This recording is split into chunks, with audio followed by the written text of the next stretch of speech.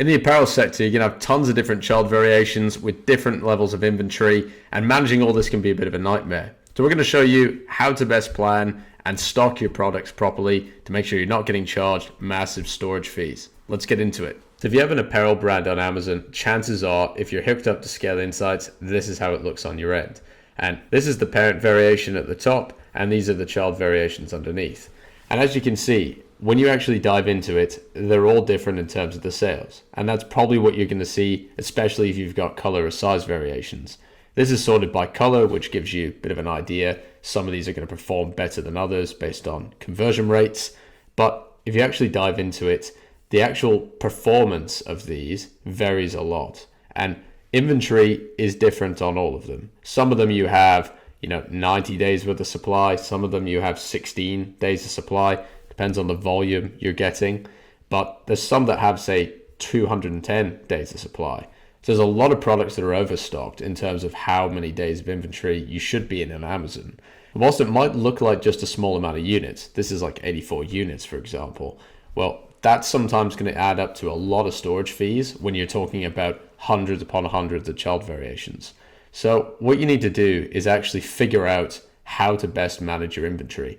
And it's quite difficult, right? Because you have so many options of what you should be doing. Stocking everything in FBA is reasonable because conversion rate is better than FBM. Obviously, wouldn't recommend you push FBM listings, but having too much inventory in FBA can also be detrimental.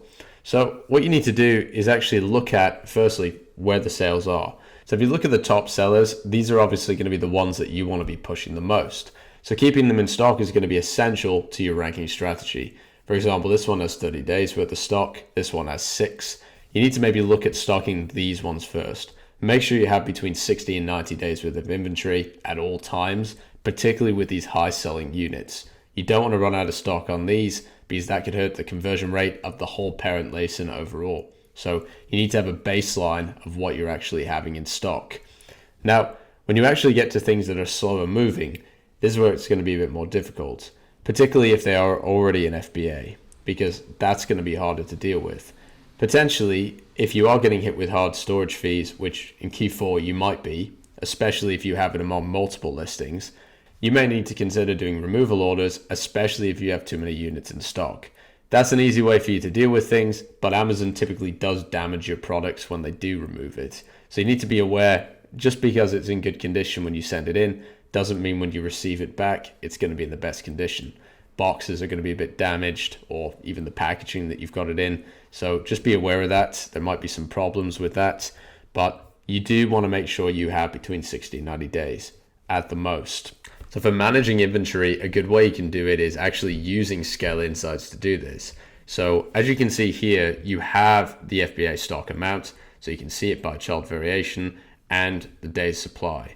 And this is going to be based on the sales velocity, which is going to be very helpful in terms of trying to forecast how much stock you should be sending in. Up here you can see, for example, 6 days. Obviously you need to send in a lot more stock than 70 and get that ASIN back in stock. So using Scale Insights can really be helpful for this. So let me show you how to set this up properly. So on Scale Insights, you can do a couple of things. Firstly, you can go onto the Restock tab on the left-hand side. So on this section, you'll have the opportunity to actually put in some information here. But what it actually shows by default is how much stock you have on that child variation, how many days of velocity, and how many days of supply. So if you know it's going to take 20 days to get in, obviously you have about a month to actually send that stock in. So Q4, you do want to give it more time. So you might want to adjust some of these factors later on. So for example, if you have, say, 1,000 in production, you can add that on. So you can add 1,000 to production, and then say 3PL, you have 500. You can put a freight time on there, so you can put, say, 7 days. So it's going to take 7 days for you to get that product to the actual fulfillment center. Production time, let's say 14 days. Once you've populated these sections here, it's going to give you a section under stock level, which will say how much stock you actually have, as well as days to reorder and your restock date. So based on all this information, this is what the restock amount should be. This is how much it's going to cost based on that restock amount.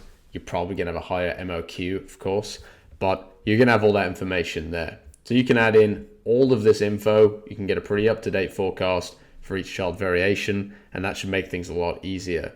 Now, I know you are going to have to enter in all these for every child variation, so maybe it's worth getting a VA to do that for you, but getting that done and be able to see that visibility on your account is going to be crucial for you having good supply chain management on your brand and making sure you're not overstocked and getting charged for it, or understocked and losing money on stock. If you're not already a Scale Insights user, or you don't use a similar platform that tracks your inventory, I'd recommend you check out the platform below. We have a link in the description with a 30-day free trial and a 10% off lifetime discount. We'd recommend you use it. It's something that we use for our clients to help them manage your inventory better, as well as PPC. It's very helpful for that. So feel free to check it out. Use the link below, and of course, make sure you get on top of your inventory. We hope you found that helpful and hopefully give some insights on how to properly manage your inventory with apparel brands. Of course, it's a bit more difficult than others because you have so many different child variations to stock, and keeping an FBA is very important, especially for conversion rate. But if you follow this, that should help you out a lot. Of course, if you need help with your Amazon brand, PPC, management of your brand, you can contact us below, KickstartPPC.com. We're specialists in apparel, so do feel free to reach out. We'll audit your brand and see how we can help you out. And of course, don't forget to subscribe, and we'll see you in the next video. Bye.